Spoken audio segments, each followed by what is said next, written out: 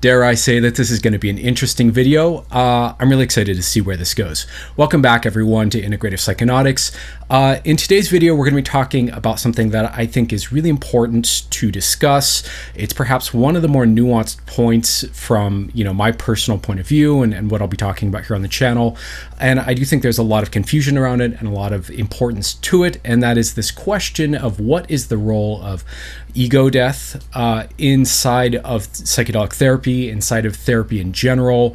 How do we fit mystical experiences, transcendent experiences, ego death experiences, non-dual experiences, this kind of thing, into therapy? Does it have a role in therapy? Does it not? Is it the central point of psychedelic therapy? I have my thoughts about this, and I'm excited to share them with you. So if that interests you too, watch on. So a short bit of context before we go ahead and get into all the different points. And this, I expect to be a bit of a longer video here. I've been seeing multiple threads on Reddit and just discussions popping up in my Facebook and with friends of mine about the role of mystical experiences or ego dissolution, ego transcendence, ego death. Pick the term you like. Hopefully you know what I mean when I say that. What the role of this type of experience, this core, profound spiritual experience, is inside of psychedelic therapy. How is it connected? How does this all fit? And I've seen different people kind of proposing different things, assuming a lot around this topic, and I have a lot of thoughts that I want to share. I do think this is a topic that really deserves to get clear about. I think it's a topic, like I said in the intro, that a lot of people are very confused about. Because psychedelics, obviously, when we take them at sufficient dosage, do tend to suggest transcendent experiences, non-dual experiences. They tend to point us in that direction. It's very common for people to have them. And in a lot of ways, seems to be the focus or what the hubbub is all about in terms of the center of the psychedelic experience. But at the same time, there's a lot of different angles and takes and thoughts about how that fits into therapy and actual healing. So so I just want to kind of throw on the camera here, again, day 2 of my 7-day challenge to film every day, and talk with you guys about it and share my thoughts, because this is something I have explored in depth personally. I guess I'll give a little context around that. And it's something that I've come to some pretty clear and perhaps slightly shocking or contrarian opinions about. So I think it's worth kind of articulating all of this nuance to you to try to help you understand what I've seen about the lay of the land here when it comes to this intersection between mystical experience and therapy. So just quick context about me and my history with this. I don't want to go too far into it because I want to keep the video a little shorter and to the point. But long story short, I had my first ego death experience, or boy, oh boy, I keep on wanting to rattle off synonyms because I don't like ego death as a term. That's probably another video for another time. But I had my first ego death experience when I was 17. It was one of the definitive, most powerful experiences of my life and really redefined a lot of things for me. And it started me on my spiritual path, to be, really simple about it. And along the way, all throughout my 20s, all throughout my 30s, that developed into a very serious spiritual practice, grounded in a lot of traditional study of Hindu and Buddhist concepts and practices. And along with that, also a lot of use of psychedelics to access these ego-transcendent, non-dual states of experience. So this is a place in myself, if we want to think it that way, or in the cosmos, if we want to think of it that way, that I have a lot of familiarity with in terms of accessing and connecting to and experiencing and touching, and was really part of the subtext of my own attempt at healing my own trauma, at doing my own kind of self-therapeutic work. And like a lot of people who are in the psychedelic community, my kind of unconscious automatic operating assumption was that somehow there is a relationship between these profound states of transcendence and healing my issues, healing my trauma. And I was kind of pursuing that over and over and over and over throughout my 20s and throughout my 30s. I'll talk more about that throughout the video, but hopefully that kind of sets up at least a bit of understanding for you that I have a lot of personal experience with ego death and ego transcendence, a lot of experience with spiritual states and transcendent states. Probably also worth mentioning, I have a lot of friends, a lot of community who are of similar ilk, right? Who are serious practitioners of Buddhism, serious practitioners of advanced Hindu stuff, serious psychonauts who have been doing psychedelics for a long time, have been involved in the psychedelic community, going way back, who have been involved, of course, in the burner community. I know a lot of people who have done a lot of psychedelics in a spiritual context. So I don't not only have my own kind of vantage point and reference experience, I've got a lot of other people that I've known for decades now that I can look at and see how that's panned out for them too. So I'm going to be including all that information here and what I'm about to share. Hopefully all of that is not too much context, but enough to give you a sense of where I'm coming from as I'm talking about this. Just a quick reminder, if you're new to me, new to the channel, I have a personal history of over 30 years at this point of using psychedelics. I started using them in the early 90s. I've used them abundantly in recreational experiences. I've used them for therapy for myself. I've used them again in spiritual contexts here, self-development contexts. I have studied a lot about hypnosis, hypnotherapy, coaching, neurolinguistic programming, currently studying tons of different therapy modalities. So I'm fairly literate in this intersection, or at least full of ideas, let's say, of this intersection of how to use psychedelics to help ourselves, to heal, to transform for therapeutic purposes, personal development purposes. I'm fairly literate with psychedelics and fairly literate in all this other stuff. So that's kind of the nutshell of what's in the background, the supporting set of information that I'm drawing from to share everything I'm about to share here with you. Okay, enough yammering on about me and my background. Let's talk about what I think needs to be understood about this topic. So I think the reasonable place to start with this conversation is to just lay out what might be kind of the default common assumption that we see in the psychedelic community at large, and that we've seen, I would say, probably since the 1960s, but very reasonably certainly since, I would say, the 90s or the early 2000s, somewhere around there. The theme that we see is that people will be using psychedelics, having profound experiences on them, generally in a recreational or semi-ceremonial context, right? So these might be people, going to ayahuasca retreats, but it's not their culture and their lifestyle. These might be people who are doing a lot of, medicine work solo at home or with friends and, festivals and semi-ceremonial settings, stuff like that.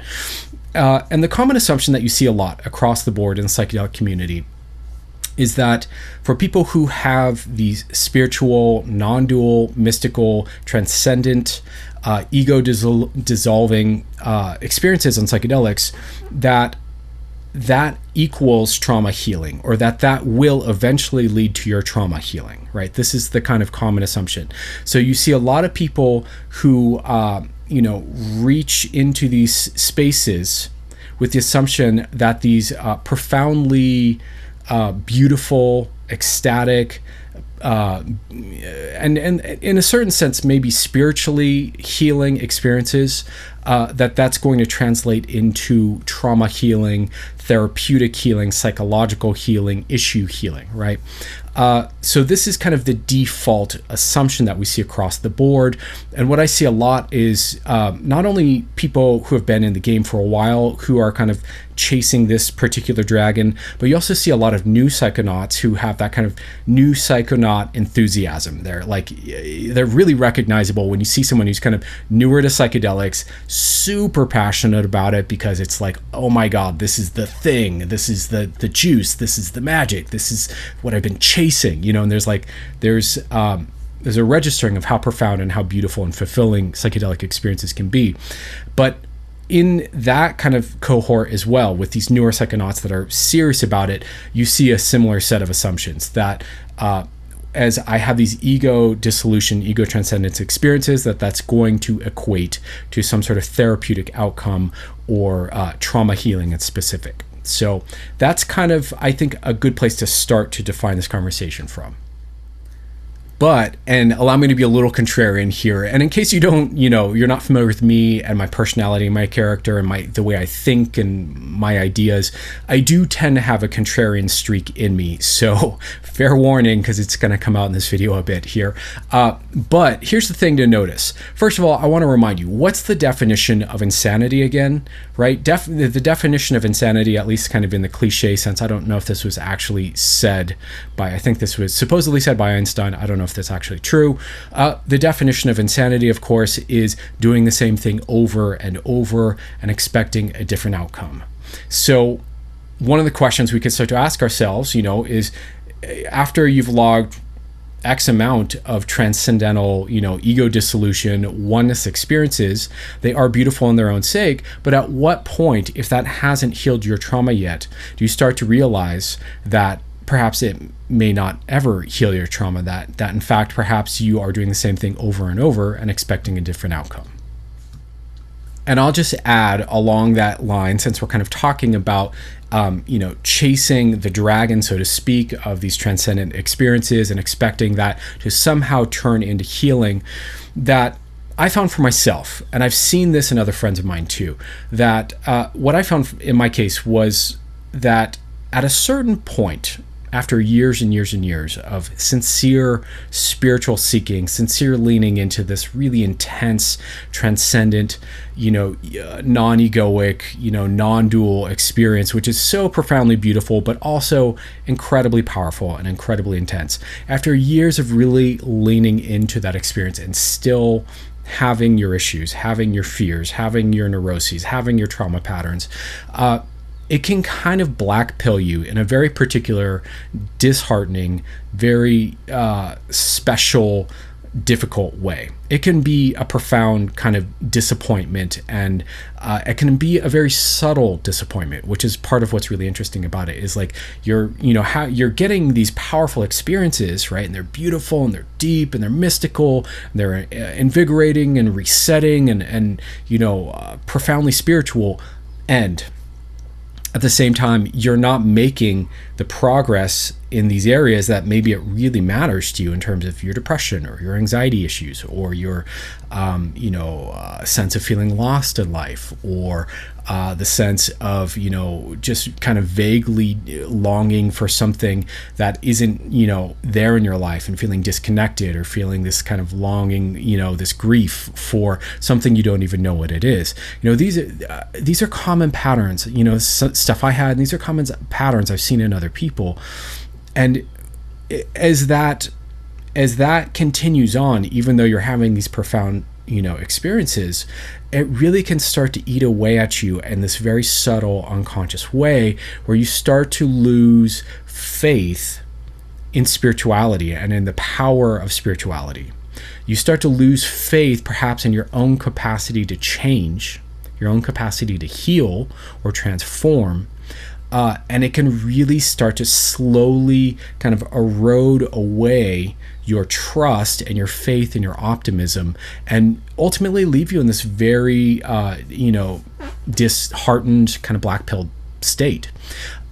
From there, what I see happens a lot for people is kind of a path, a fork in the road, if you will, that is a little bit of a crisis point. And some people end up, who I knew were profoundly spiritual and profoundly, connected and serious seekers. Some of these people end up just becoming materialistic and a little jaded, and they kind of like deprioritize spirituality because it seems to be unproductive for them, and they kind of end up pivoting more into focusing on money and basic material pleasures. And it's not unlike a little bit of the way that the optimistic hippies of the 60s became the jaded yuppies of the 80s, right? So that's definitely can happen if you're kind of caught in this loop long enough and you get disappointed enough. The other way I see this goes is that people just get depressed and feel hopeless because their one solution that they were kind of banking on to save them or help them heal isn't working, right? The other way that this goes is that it really causes you to kind of reevaluate, readjust, and perhaps alter your relationship or your set of projections and expectations upon spirit and spirituality and its role in your life and its capacity to help you or not help you.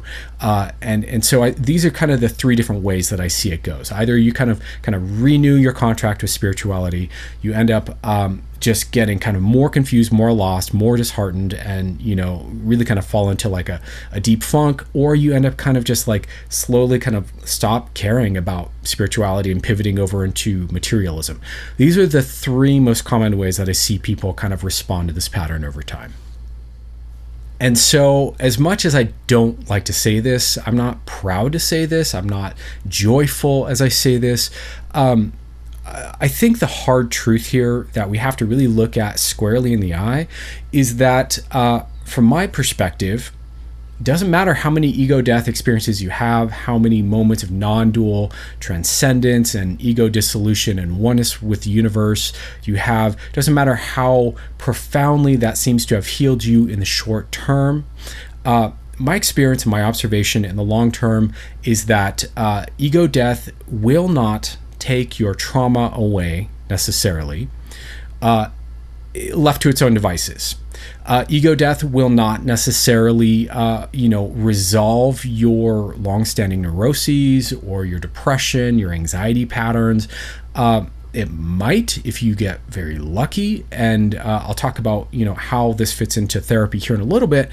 But surely by this point in the video, you've picked up that for me, this was a learning curve. This was an experiential, firsthand trial and error for more than a decade of my life, trying to get this result, learning that I'm passing on to you right now. Unfortunately, it seems like ego death, as profound and powerful as that is, and truly I think that is the most profound experience a human being can have, or certainly amongst the top tier of most profound experiences a human being can have. Even still, with that much robust power, it doesn't necessarily reach into the places where the healing needs to happen, and therefore doesn't really ultimately heal your issues. So I have more to say about that. So if that's disheartening, please watch on, because it's not all bad news. It's not all just black pill here. I'm not trying to sour you on mystical experiences. Far from it. I'm a huge fan, and they're deeply important to me and profound still to me. But I want to just kind of lay that bare for you as an audience, as someone considering this relationship between therapy and ego death. I really, really, from not only my own life, and I really gave it a fair fucking shake with a lot of sincerity, all the other people I've seen who are deep spiritual practitioners, who are familiar with the ego transcendent state, most of them still have their trauma patterns and have their issues. Okay, so do with that what you will, but I want to be honest with you about that and say that this is really one of the core understandings that's driving me to do psychedelic therapy with people, driving me to do this channel and talk about psychedelic therapy, driving me to be engaged in this work and in this conversation. I think this is one of these very common misunderstandings that people need to be very clear about and have proper expectations around. So then you might be asking yourself, okay, well, if Dave's right, if this is true, that unfortunately for whatever reason, ego death, ego transcendence doesn't take your trauma away, doesn't heal your trauma, then it poses a really interesting question. What is the role of ego death, ego dissolution, ego transcendence in psychedelic therapy, or in therapy in general, whether or not you're actually doing therapy on psychedelics? If you're having these profound spiritual experiences with psychedelics, and that level of bliss and freedom and well-being and profound love and profound unity with all of life, what is the role of that in your therapeutic process? How can we use this to heal, right? How can we apply that experience and somehow leverage that into healing? First of all, A, is that possible? And B, if that is possible, how do we go about doing that? So I want to talk a bit about that with you guys. By the way, quick favor here. If you're getting value out of this video, if this is landing for you, if you've made it this far into the video and you're resonating with what I'm saying or curious about what I'm saying, please do me a favor and give a thumbs up and like the video. If you're not subscribed to the channel and this is relevant to your interest, please consider subscribing. If you know somebody who you've had this conversation with, or you're talking about this particular conversation, please, link the video, send it out to them, share it online. I'd love for more people to be aboard here on the conversation, to be, growing the channel. I'm kind of a bad YouTuber in that sense, that my focus is really on helping people and really focused on my clients and focused on building courses. I'm not great at, really pushing the channel. So if you're seeing value in what I'm sharing here and this is all clicking for you, please do a favor and, pass on the information to others. Help me grow the channel here. I'd really appreciate it. Okay, so let's talk about, what some of the uses of ego death would be inside of psychedelic therapy. So I want to, there are a lot of different ways we can think about therapy. There are a lot of ways we can think about personal healing, personal transformation, many different models. I've studied a bunch of them in my years of nerding out on coaching and how to help people, right? So a very simple model that I think is very underestimated and is backed up by neuroscience and has a lot behind it that I'm really radically oversimplifying to make it make sense here, is that essentially we can think of healing as being the connecting of two different sets of neurology in the brain, right? So let's say that with whatever your issue is, whether it's depression or anxiety or, a particular piece of grief or confusion, or you're stuck in life, or you have a trauma response, a trauma pattern of some sort, let's call that, just broadly speaking, a problem, right? So you have your problem neurology. When you get triggered, when you get overwhelmed, when you fall back into that uncomfortable rut, that's the problem neurology, right? And let's say that broadly speaking, if we're finding solutions, we're finding positive feelings, positive states, insights, motivation, reframes that open up whole new views, or in this case, powerful, profound, transcendent ego death experiences that give you deep, profound feelings of well-being and love and wholeness and freedom and connection to life, right? Let's broadly call all of that kind of stuff, that whole set of neurology, resources or resource states, right? So one way to think of therapy and therapeutic transformation, therapeutic healing, brain rewiring, any of that, is that what we're doing essentially is bringing resources to the problem, right? So there's a certain sequence and way we need to do this to connect the dots between the resource and the problem in the right way.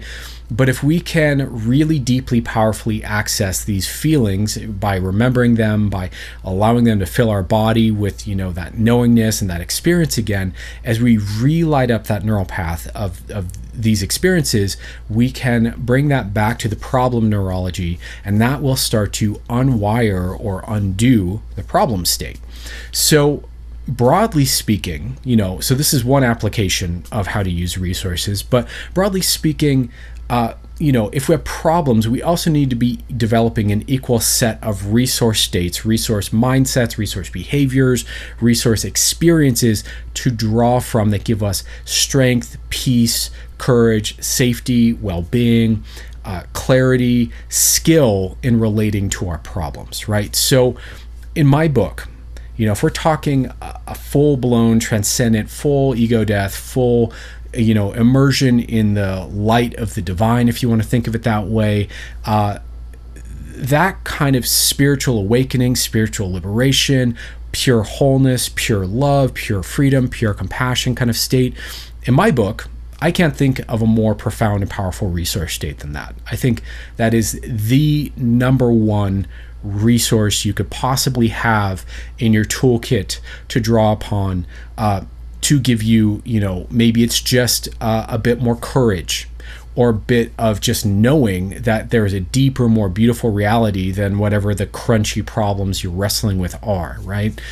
Or it gives you the sense of bliss and the openness to deal with these places of contraction in your being, right? Or it gives you a sense of knowing that there's a deep, profound, broad, expansive love that fills all of life somewhere out there. And just knowing that that exists and that that's true can be a nice antidote to whatever deep kind of corners of pain or fear or grief or whatever we might be holding on to in ourselves, right? So I would say one of the major roles of ego death, ego transcendence in therapy, personal growth, personal development, personal transformation work, this kind of thing, is just generally that it's the most potent, powerful resource state you could probably access. And that, of course, has value with the caveat if we know how to connect it back to the problem in the right way, right? So this is really, part of what I do when I'm working with people. It's a big part of what I'm doing. So I'm helping people connect the dots between their resources and their problems, helping them start to unwire the problems. This is one of my specialties, right? And so there's skill there. There's know-how there. And, I'll do another video about the details of why ego death in and of itself, just touching these transcendent places, doesn't, heal you or fix the trauma. I'll get into the particulars of different reasons and explanations for why. But, we could just generally say that it's not just a given that when you have an ego death or when you have this kind of transcendent experience, that's going to equal healing. It's not a given. It's not an automatic thing. There is a skill to how we put all this together for you in your nervous system in a way that resonates and heals and opens up and undoes the issue, right? And so I can talk about that more. If that interests you, please leave a comment down below. Let me know what you're curious about in terms of that. But that's an important point to make, that there's skill here, that willy-nilly smoking DMT or candy flipping and blissing out and melting into the light of the universe, as profoundly good as that can be, it's really important to get that that's not necessarily going to fix the trauma from whatever in your life, okay?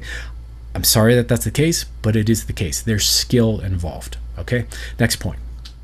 So another huge benefit, let's say, to ego death experiences, non-dual experiences, is that, just broadly speaking, they really give you a sense of contrast to what your daily lived experience as you is. And they really take you kind of to the furthest extreme of what I think of as kind of stepping outside your standard neurological box that you live most of your life inside of, which is the way your nervous system is patterned, right? So there are other experiences we can have that get us outside our neurological box, whether that's learning a new skill, trying something new for the first time, traveling to a new place. There are a lot of other things we can do that really open our neurology up and take us outside of our default standard humdrum patterned way that we live.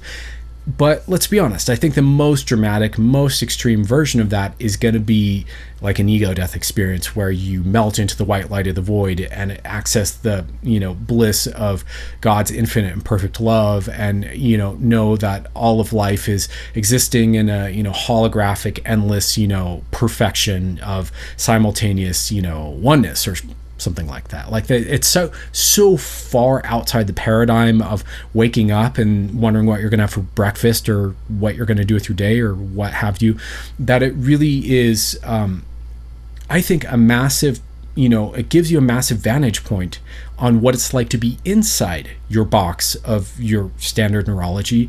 That really helps you to get some clarity. It's not unlike, if you've lived inside a city your whole entire life and you've never seen it from above, and then you get in an airplane and you fly up above it for the first time, maybe as a kid, maybe as an adult, and you see your city from above and you see the layout of the land that you kind of know from the ground point of view, all of a sudden from the sky, and you see it smaller and you see all the geography around it and how the streets are laid out. It's a whole other view, right? And so I think this is one of the other major benefits and gifts of an ego death experience, along with, obviously, again, all those profound resource states that you access inside of that, is this gift of perspective. And I think that for some people that zooming out, so to speak, of perspective can be perhaps overwhelming or confusing, or can make, kind of give you kind of like a sense of dissociation from the meaningfulness of your life or the relevance of your human condition, your human experience. So it's not always a benefit for everyone, but I think if you can successfully, gracefully expand out into that broadest of experiences and broadest of views, and then you come back to your human self, it really gives you a sense of a renewed understanding and clarity of your experience of you.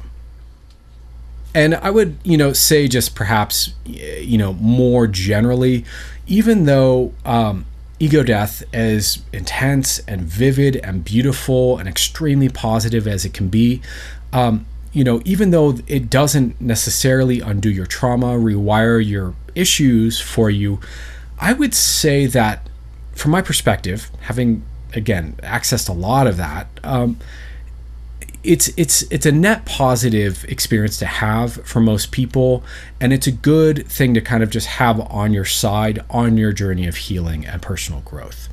I find that when I'm working with people who have had an ego death experience as a reference point, it's almost inevitably useful or helpful as a touchstone reference, or just empowering in general to know that that's possible, that feeling that way is possible.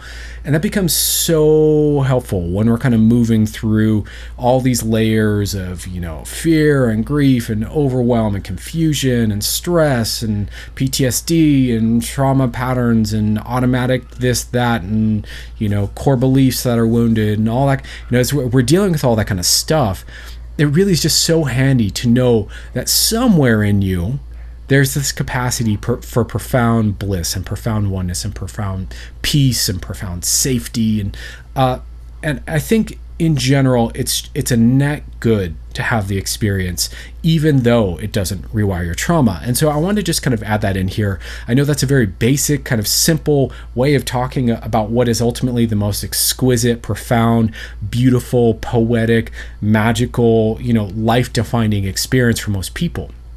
But, if we're going to be pragmatic about how this fits into therapy, I think it really does give you a vantage point and a resource that, even if you're not drawing from it all the time, just knowing it's there has its own value along the way for you. And I probably should have said in that last segment, just to kind of clarify my point, that, if I'm working with clients, I would rather that they have had a good ego death, ego transcendence experience than not to call upon. It's going to give us a lot more to work with. And so, yeah, again, I think it's a net good. The other very obvious thing, perhaps blatantly obvious about this kind of experience of non-duality, of oneness, of wholeness, of spiritual freedom, however you want to think of that, is that generally it's very spiritually clarifying. Right. So for a lot of people, this is, solid proof of the existence of a spiritual realm and a spiritual reality, and that what all these yogis and, monks and mystics throughout the ages have been saying has validity and truth and is a layer to reality that's valid and profound and beautiful and real. And that really puts the rest of life in a certain kind of frame and context and understanding that for a lot of people is deeply meaningful and deeply important. I think it also helps to clarify a lot of, what the experience of God, whatever, however you want to frame that, if God's a personality or an intelligence or an emotion or an energy pattern or all of the above or all of the above and none of the, you get my point. It's very clarifying for people to have this direct experience of the spiritual reality without, and as a reference point outside of the overlay of religion. I'm really grateful to be able to say that, religious trauma is not one of the things I've had to deal with in this life. And I'm so grateful for that. But what I know, talking to a lot of people, working with a lot of people, is that there are a lot of people out there, even people who weren't necessarily overtly raised religiously, who along the way have picked up religious trauma because of the kind of fallible, culturally heavy, moralistic framing of religion, and the way that spirituality and spiritual experience has been kind of collapsed into religion pretty much around the world, right? So here we have, spiritual clarification. We have direct experience of the spiritual side of things, extracted out or not so much enmeshed with all the cultural moralistic frameworks of religion. And I think for a lot of people, getting that clear take on the spiritual outside of the religious is very clarifying. It's very helpful. It's very very healing, especially for those of us with religious trauma, and really sets things in a different light than when we go to look back at considering perhaps taking up a religious practice, or a spiritual practice that's non-religious, or generally having a reference point for when people start talking about God, or God's love, or infinity, or non-dualism, or all the other different kind of reference points we hear in religious texts and religious conversations. Now we have this whole direct experience to draw from, right? It's a whole other thing, and I think that clarity is profoundly healing, profoundly useful, profoundly important, to be frank. And I think that when people lack direct spiritual experience, it really is like there's something missing in their life. I hate to project, I hate to say that, I hate to be cringy if anyone's like, strictly, logical about this and allergic to the idea of spirituality altogether. But if I'm looking at what makes a well-rounded, holistic, vibrantly healthy, happy, integrated, not boundaried, not rigid, not taboo defined human being, someone who's just fully has access to all the different layers of their being, generally speaking, that kind of person usually has a comfortable openness, familiarity, working relationship to whatever we might call spiritual, even though they may not use those words or quite frame it in that light, right? So I think this is a deeply valuable experience to have, and I'm really kind of underselling it by just using those words. It's the most profound experience you can have, and so I think that that's useful in the context of, again, building resources, building a sense of context and sense of proportion in life in general. So all of that becomes useful in therapy. Let me talk a little bit more about how that directly applies to therapy, and then we'll kind of wrap the video. I'll summarize all this, and hopefully this is coherent and makes some sense to you. So just to kind of reiterate about the therapy piece, since that's kind of really a bit more the focus of the channel and the reason I'm making this video, is to clarify this relationship between ego death and therapy and how they fit together. I would say, broadly speaking, it's a useful tool. It helps you have perspective. And, really it helps to deepen a set of resource states that we might draw upon, either to give you courage and strength in therapy, or we might use in a more kind of direct experiential way to kind of help neutralize and unwire, some of the problem areas of your life by calling upon these powerful states of connectedness and oneness and bliss and spiritual openness and, freedom and well-being and that ineffable love that is kind of characteristic of the ego death state, right? So it can be used, is one of the major points I want to make here. It can be used for therapeutic purposes. It can be used at very least as, an ace card in your back pocket, so to speak, a bit of a resource state that helps buffer you and put the fear and the pain and the suffering into perhaps a more balanced equation in terms of states you have available to you in your life. And it tends to give a bit of perspective, and all of that can be really, really useful in therapeutic application, right? And there is ways, even when you're in that ego transcendent state, to do psychedelic therapy from that place in the moment and help you unwire it. Although by doing so, it will pull you back into the ego a bit, because you can't be merged and outside of your identity structure and doing therapy. Doesn't compute, right? So, but there are ways to kind of call upon that even during a psychedelic experience. So there is possibility for application here, but it's not this immediate thing where you can simply have this kind of ego transcendence and have that permanently change the trauma patterns. Just to clarify again, I've run this test. I've done it over and over and over. And my conclusion, with myself and what I've seen other people in my life, it just doesn't get into that place in you and really rewire it. What it might do though is kind of get you outside the box of your cycle of negative emotions and ruminations and thought patterns, and kind of prove to you that you're capable of feeling better, that you're not necessarily just married and stuck to suffering and feeling like shit all the time. And for a lot of people, that can feel like a trauma healing. That can seem like trauma healing. What I really think that is just getting outside of our neurological box. I'll be making a video, you might even have seen it before you've watched this, about the distinction between trauma healing and just getting outside your box. But I think definitely it does that. And definitely gives you a sense of these profound resource states and a sense of reference point for spirituality that I think can start to deepen and give you a whole other direction to go in yourself in terms of working towards how you can feel.